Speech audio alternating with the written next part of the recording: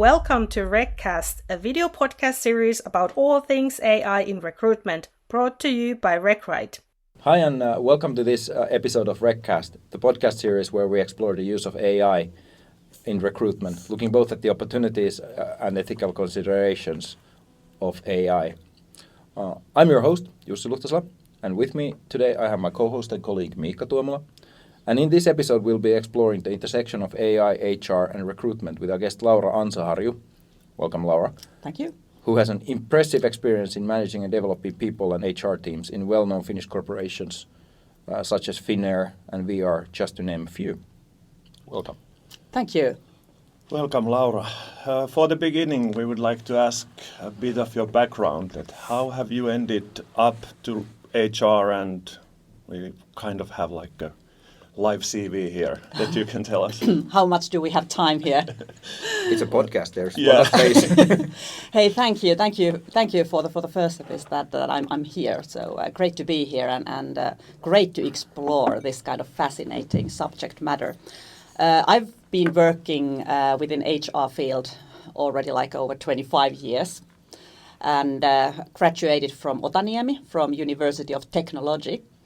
And one might say that what this kind of engineer is doing then with the HR field. But I had a minor field which was work psychology and leadership, which was actually at that time a little bit like a strange opportunity that you had there in the University of Technology. But I loved it. And I ended up then to Stora Enso, to the paper industry, and worked with some systems and processes and compensation and benefits. But then all the time more the business HR and organization development and international and global HR issues. Worked Stora Enso 10 years. Couple of years I was in China, Shanghai. And then next 10 years at Finnair, as Jussi said.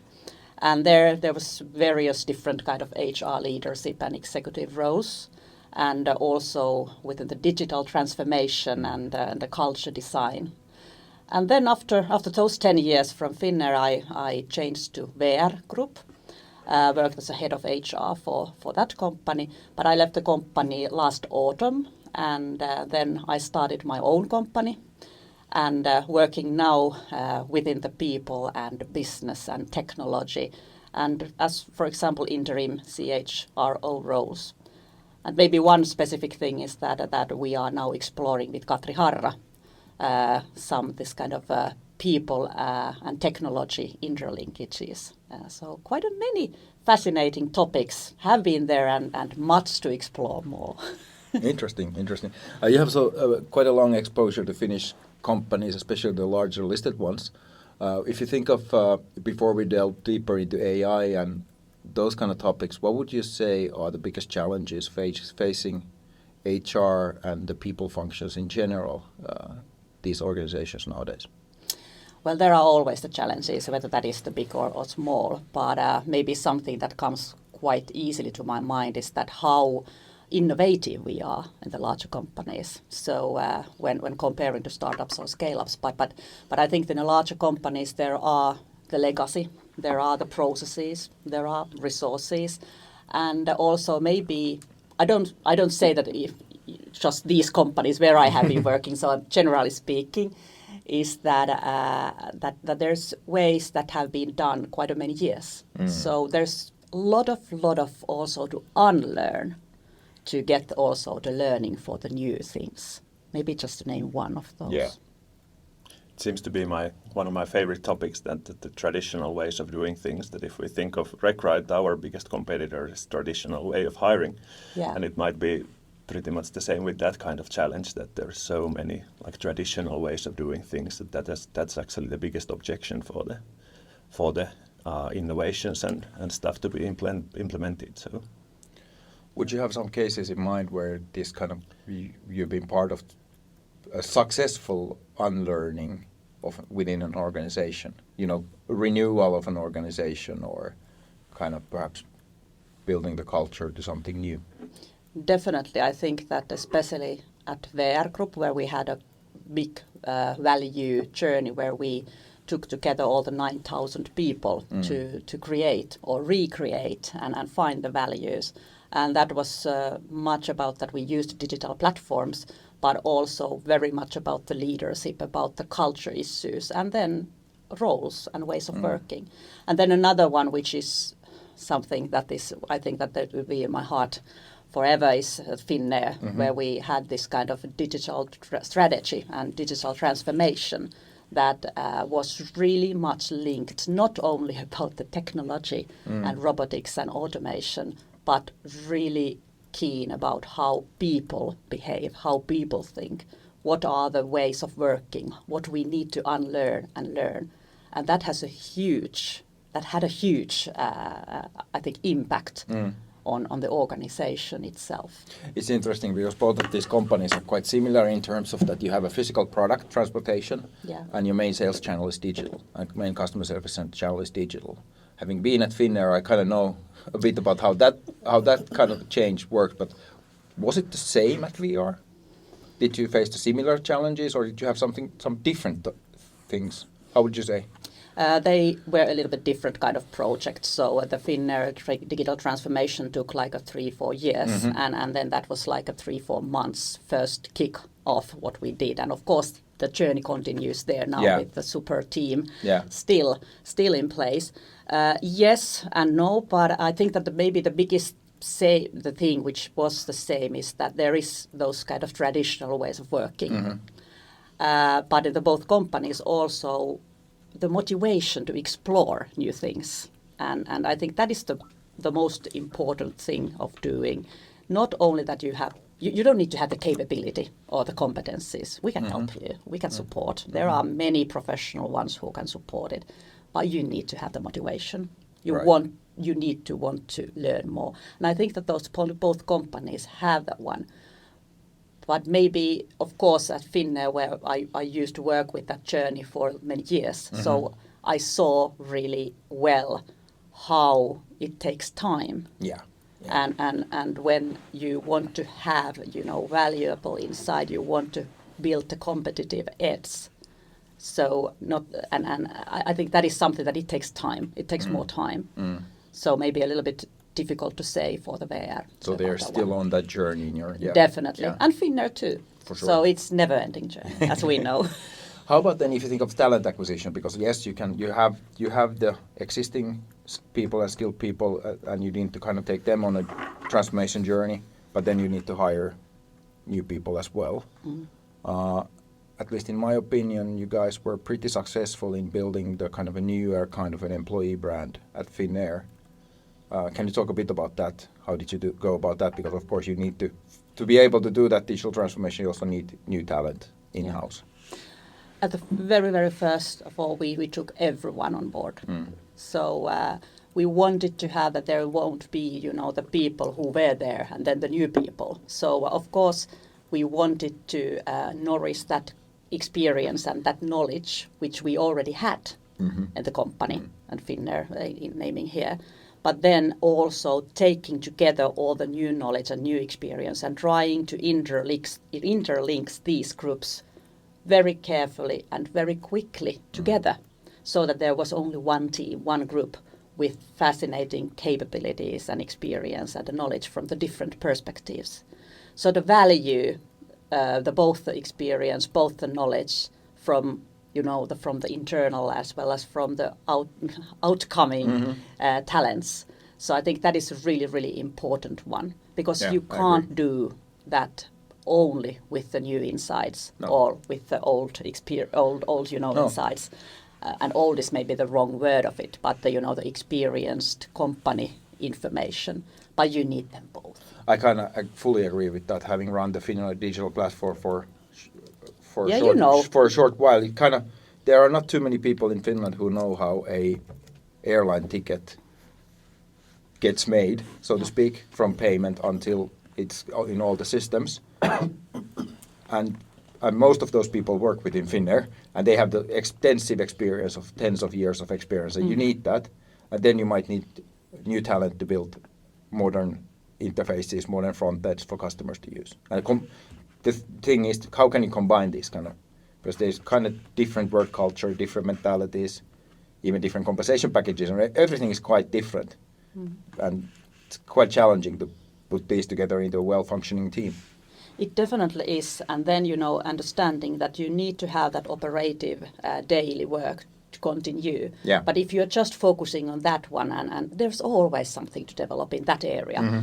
But if you just focus on that one, so where's the growth? Yeah. Where's the innovation? So you need to also have those kind of new thoughts, new insights, and new learnings from that one too. So very, very crucial one, and how to do it. You can't do it just only with with the digital platform, but you need to have a human touch. And I think that was something we did need to say quite well, that there was different kind of encounters that we wanted to have, whether that would be some kind of a workshop or then the Friday pizza or coffee or something, and not only within the IT, but we took the whole gang of our people together to learn from the technology side and about what the digitalization is all about. How was it? This is kind of not that familiar for me as it is for you, for example, the Finnair ways of working, but did you have some kind of process? This can go to both of you basically, but did you have some kind of a process or a way of doing that if you need something new, let's say you need some new digital skill, you need something that you don't immediately have in the team already. How did you make decision that are you going to teach the existing ones with the new skills, or did you immediately start to hire new people to the team? If I start? Yeah, you start. Both. Yep. So what we did was that we continuously look our competencies, and some HR professionals could say about the competence matrix. We didn't have the huge Excel sheet where we had all the competencies, where we add all the time, the new competencies we needed. But somehow we had the general oversight for that one, that what are the competencies we have at the moment, and what are the competencies what we need in the future. And how to know that? I didn't know the one, but we had a very, very good dialogue within the organization. And of course we benchmarked. We visited many other companies who were there also in the digital transformation. We weren't the only one, but it was very much co-working with a bunch of people and all the time being like awake. What are the competencies? What are the other capabilities, tools, systems, processes that we needed?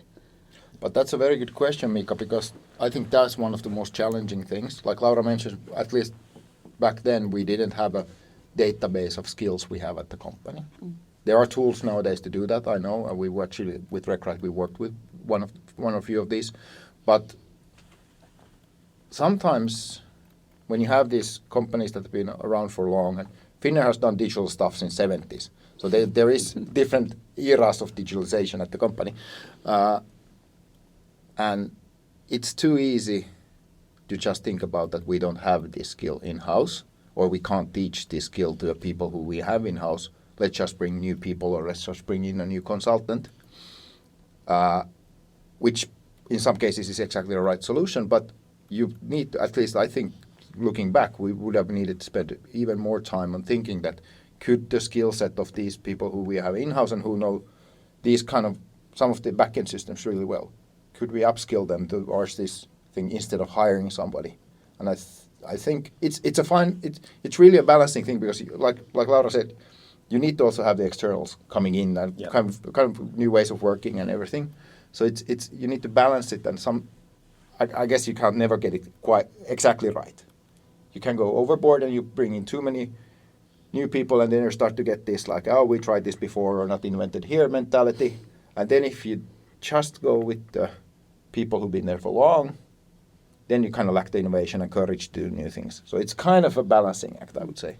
And it wasn't an easy task. No. And it's not an easy task. No. So even though it's nice to remembering now those times, it was, learning all the time by myself too, and by all of us. But I think that the one key success there was that we had like a multi-talented team also inside. So there was the HR, there was the IT and technology, digitalization, and even the finance. Yes.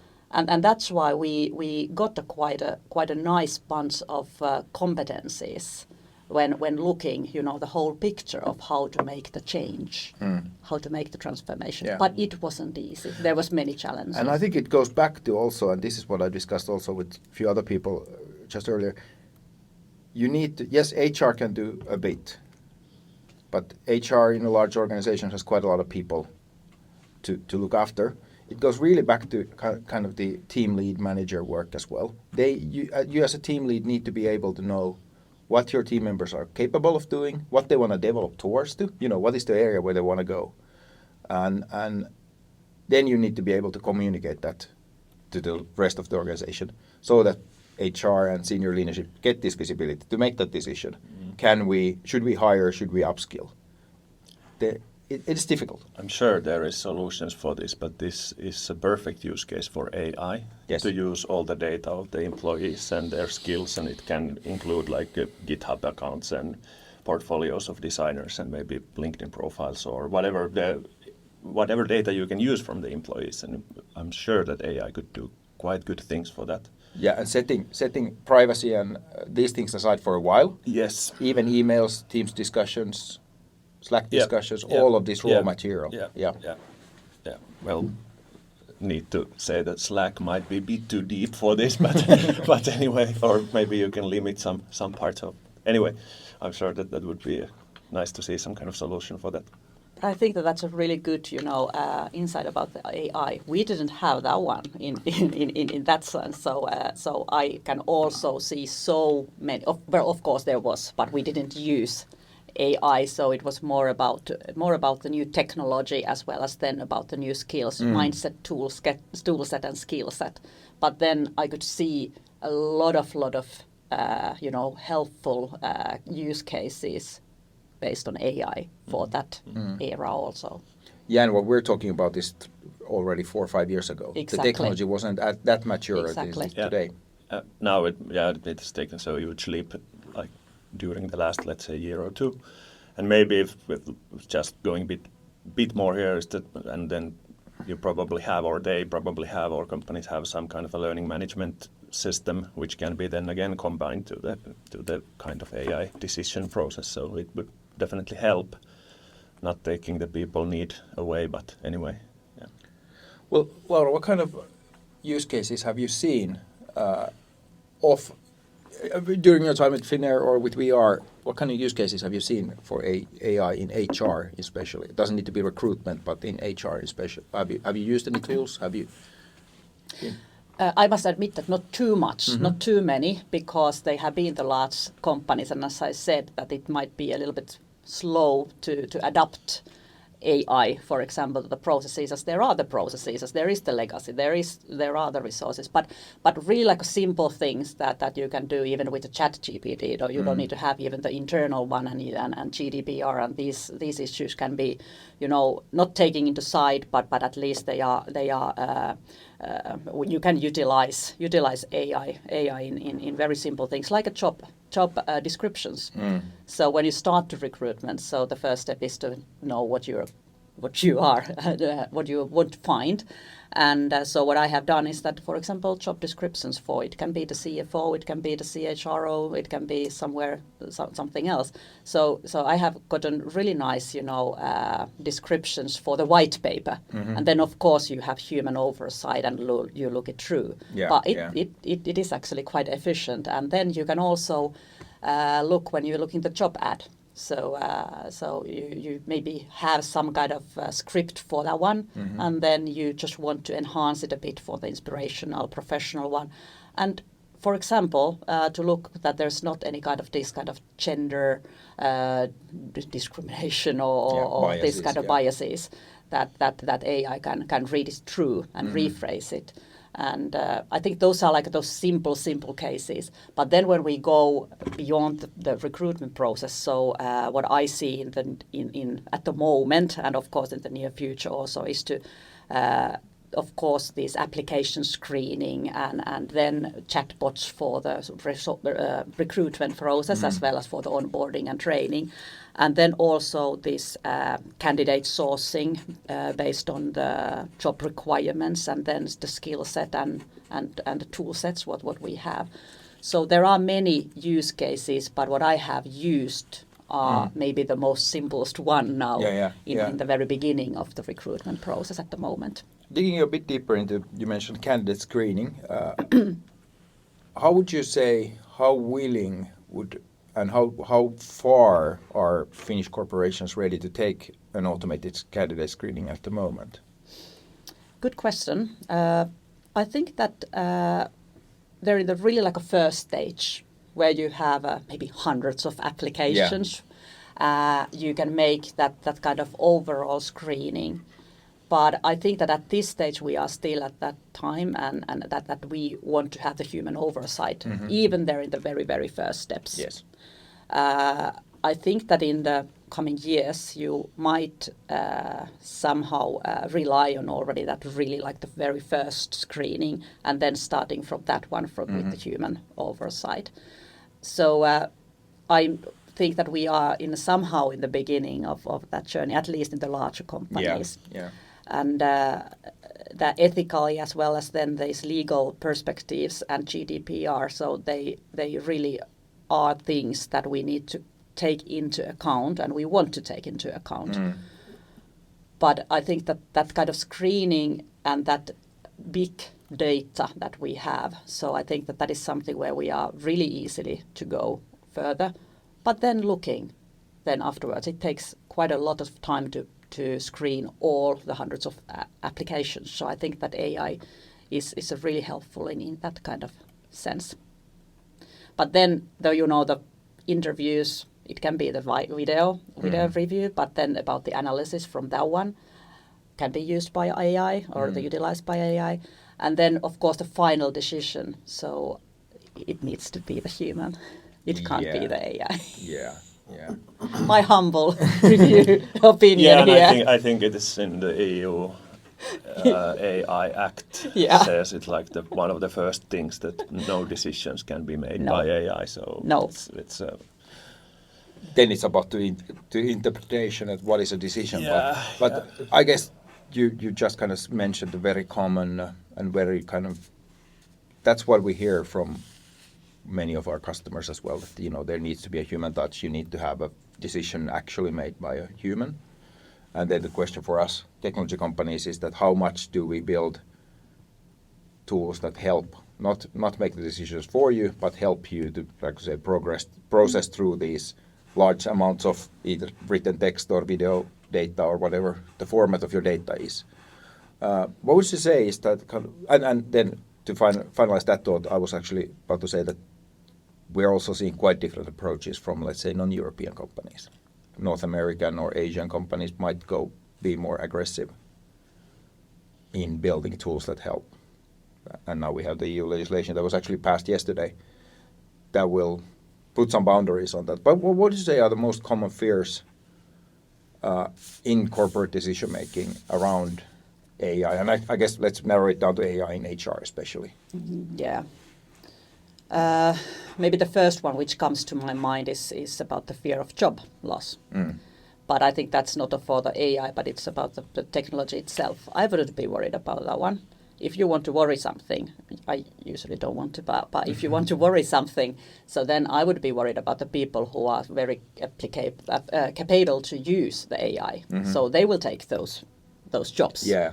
Not the technology, not the automation, as we are talking about the human oversight. So I think that is like maybe the one of the biggest fears I could see from the recruiters' side also, whether we need recruiters or not, whether AI will be there to helping the leaders and the supervisors and everyone to in the organizations to do the job. Well, that's then another discussion point. But I think that's, and then it's the both side when we are talking about the discrimination or the bias. So whether that is, the good thing from the AI that you, as I gave an example about that you could check that there's not this kind of gender or culture issues that would be somehow seen from the job advertisement, for example. But of course also how you teach AI, how AI learn. So there might be also just case that it enhance the biases and discrimination. Yeah, this is the funny part. I was about to mention it even earlier, that people are using, or companies are using AI to check that there's no bias or cultural discrimination and stuff. But then again, people are blaming AI to be biased. So isn't it kind of a strange situation that it's like AI being blamed for the bias, but also a solution to check that there's no bias. So and that's why it's so fascinating, yeah. Isn't it? Yeah.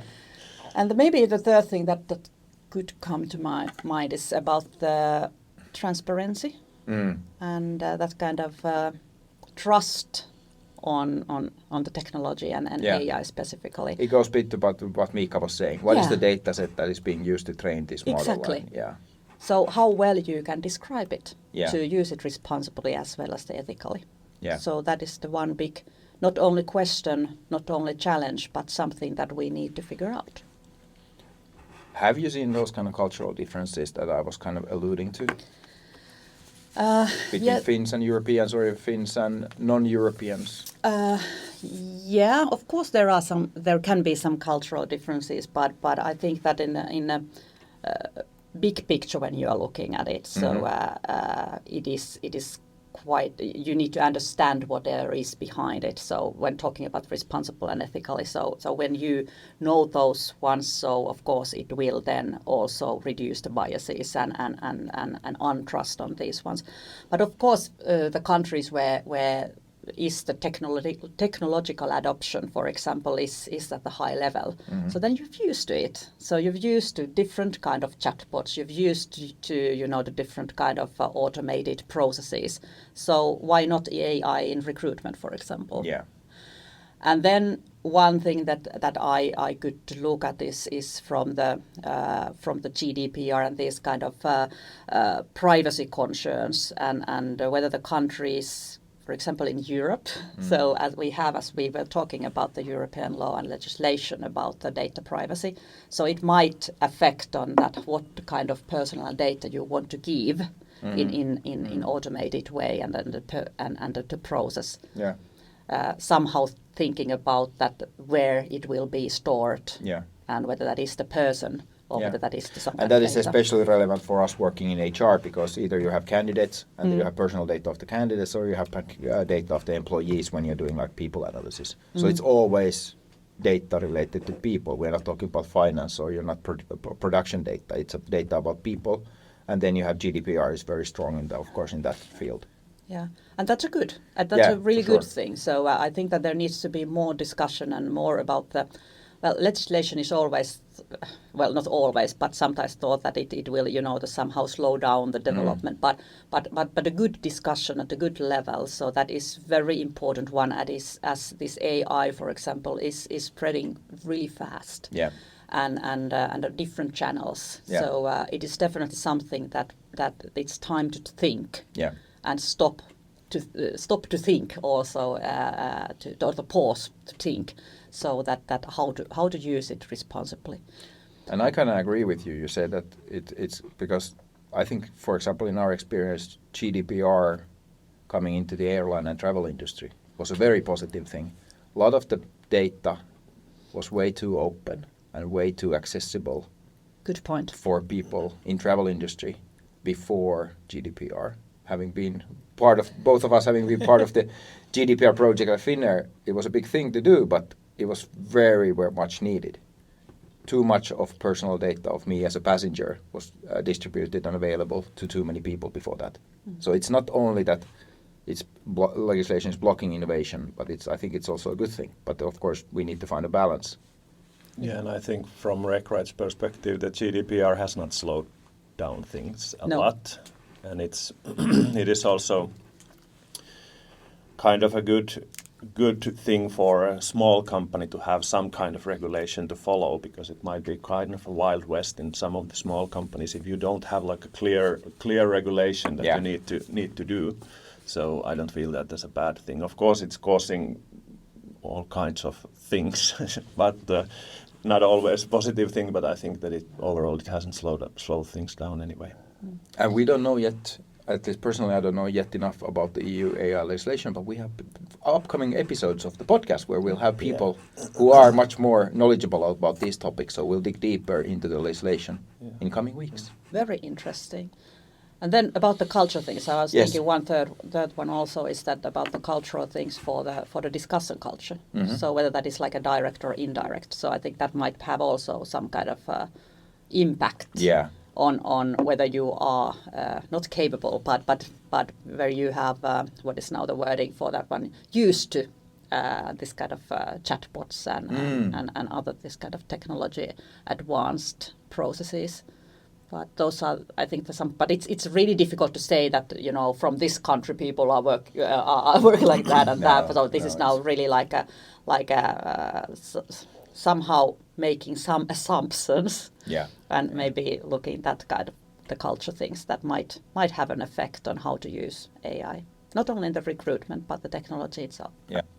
There are big differences in countries and areas in the recruitment, like ways of recruiting as well. That's true. If we think of a kind of a European way, it's very like respecting candidates quite a lot, and not always a perfect candidate experience, of course, but still the candidate has quite big role in it. And if I compare it to my knowledge, which is quite limited, for example, how to recruit in US, it might be totally automated, and there's like a candidate doesn't matter that much before you actually need to like meet them and hire them. Mm-hmm. So of course the volumes are way bigger in at least some companies there, but I think that that's a big cultural difference as well, that in Europe the candidates has or they are respected differently than in some other areas.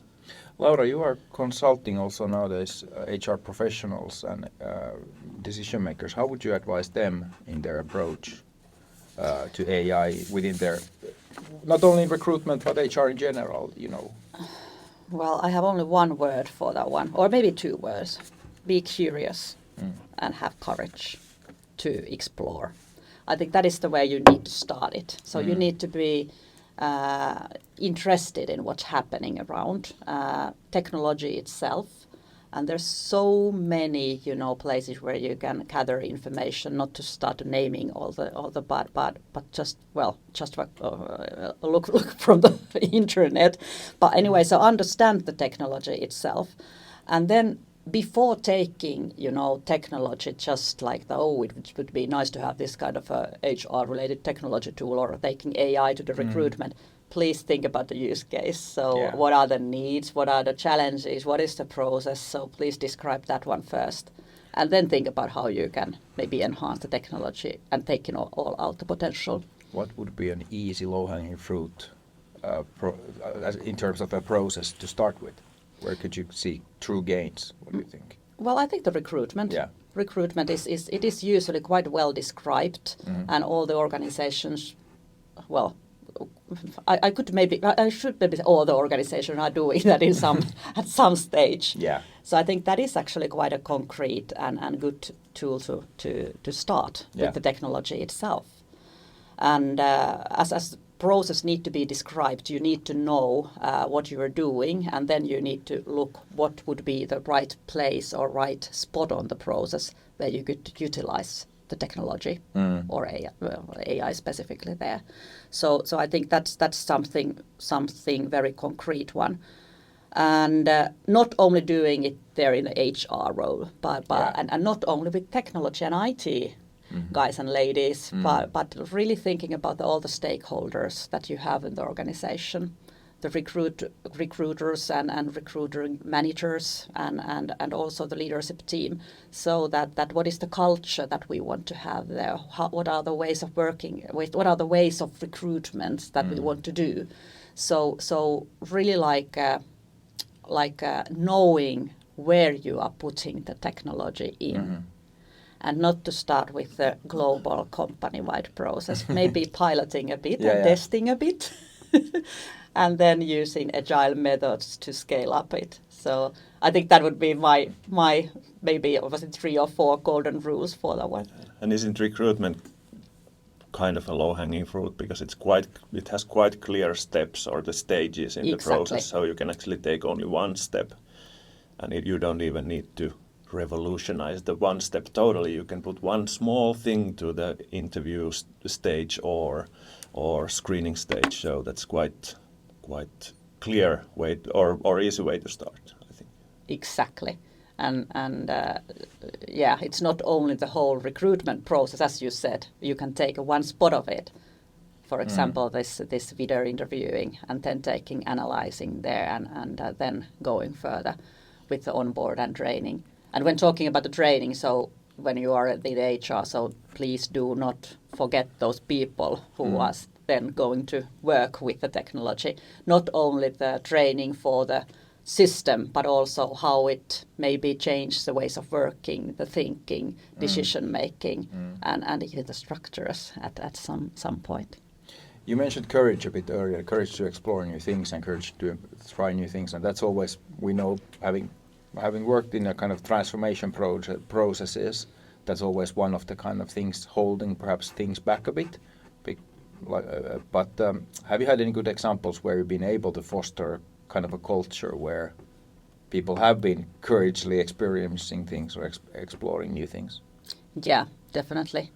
Sad to say all the time this Finnair example, but I think that when you really take into account people and so that the projects or development projects themselves, they are not only in that subject matter function, what is like a leading it, but you are taking all the stakeholders out. Yeah.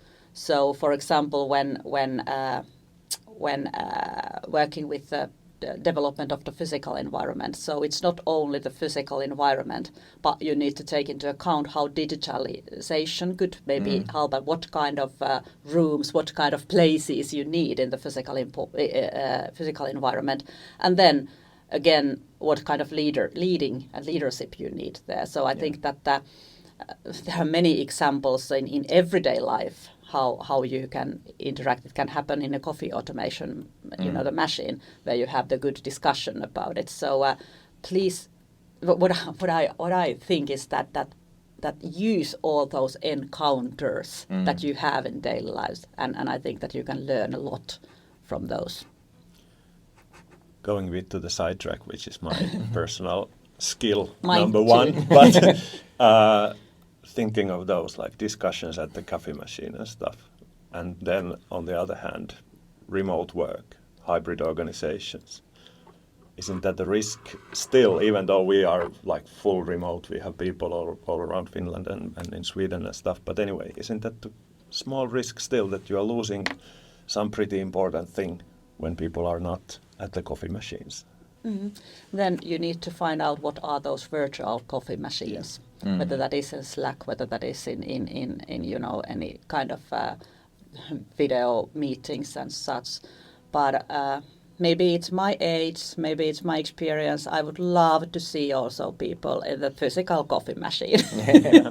I do understand that it's not always possible, but at least when you are building the team. Yeah. So whether you could at that stage have some really like physical encounters, get to know each other. It's much more nicer to work together when you have had a cup of coffee or cup of tea on the round of the table, and then no matter what that kind of would it that be the remote work or that same place, but somehow some kind of ground you need to build. That's my opinion. And that is exactly the same opinion. Actually, my friend of mine, Kimmo Kääri and his co-writers wrote the book about connection. Yeah. And that's exactly the same what they're saying, that when you are in the phase of building a team, you need to build the connection. It's so much easier. It can be done virtually, but it's so much easier to build that connection between people in face-to-face meetings, coffee machines, whatever, afterwards, however you build it. Once you have that strong connection, it actually doesn't really matter that much where people are, as long as you nurture the connection once in a while. But that's actually a very good book to read about it. They just released it a month or two ago. And before going into a few kind of wrapping up questions, I need to follow up on that. What you said earlier is that I think personally, and what I hear from people now, especially after COVID, but personally already before COVID, coming from Google to Finnair, the biggest pain, and I hear that this is quite common for people going into corporations, is that a lot of the decision making and work gets done in meetings. And now that we had COVID, that same culture is kind of what I hear. We are a small growth company, it's very different for us, but what I hear from bigger companies is that people's days are now filled with back-to-back Teams meetings. They used to be filled with back-to-back face-to-face meetings before COVID, but we kind of digitalized that culture. And listening to people who work in large organizations, I don't hear that that's very healthy. You have large Teams meetings, a lot of end-to-end, kind of back-to-back Teams meetings. Would you have any cures for that? And especially thinking of the larger, older organizations that have a culture of, yes, we make decisions in large groups of people sitting around the table. Mm. Yeah, and that's maybe the challenge is that the COVID, it came so dramatically, quickly. Yeah. So we couldn't change the process. Yeah. But we just, copied the process to another environment. And that's why it's so important to take those physical and digital environment as well as the leadership and the competencies to the same thing. But we didn't have time too much for that. So it surely is so that I think we talked a couple of years ago. I don't remember if I'm not sure whether you remember it, that we jumped to the Teams meeting mattress for the the morning and then jump out in the evening time and then start to make our work. I can still see that now we have meetings back to back, and what would be the cure for that one if I knew it? So I wouldn't maybe need to work anymore, but maybe just a couple of things would be that at least block some thinking time to your time schedule. So just for yourself. Yeah. And then if you can also do in the company so that there might be like a Monday or Friday or Wednesday somewhere in the morning or afternoon there is like a meeting free time and then whether you are doing then your own stuff, own work, or then you just have the good encounters. You can then have a phone call. You can have the one-on-ones or something like that. So I think that's the one thing. But there's not the magic wand, I think, which would now help on this. But maybe stopping and looking the process itself, whether that is the Teams or the Google World or whatever, the virtual life or then the office. So I wouldn't suggest to have, physical meetings at the office all the time, which is exactly the same as to have virtual meetings all the time. But you need to dig into the process itself and the days itself, why we are doing it, what we are aiming for that one, and then how could we change it. Yeah, I think there is a lot of kind of productivity potential to be unlocked from there. That's true. I have a solution. Hey. AI. I think that most of the meetings with like a lot of people in it, you don't really need all of them. No. Why not even try to have a transcription from the meetings and then share it to the people that used to be invited to those meetings before? Yeah. And try if that could be the solution, that you actually get like a automated summary of the meeting, and then you can take the next steps from there. Because if there's like 6 people on the table, probably 2 or 3 are speaking, really speaking, everyone else are saying, yeah, agree, and then continuing with the emails. Yes. So that's like the technology is there. Exactly. We actually have one basically recording at the use moment. Yeah. So it's not that hard, but of course it's the process. It's again the traditional ways of working. And in many companies, you really, what I hear, because I complain, of course, about this to all of my friends who spend their time sitting in Teams meetings. What I hear from many of them, if you're not senior management, you kind of need to have the senior management buy-in and even push to do this, because otherwise, many feel that this is my job. My job is to sit in this meeting where I say 2 words and then that's it. And I dare to say that it starts from the boards. I agree.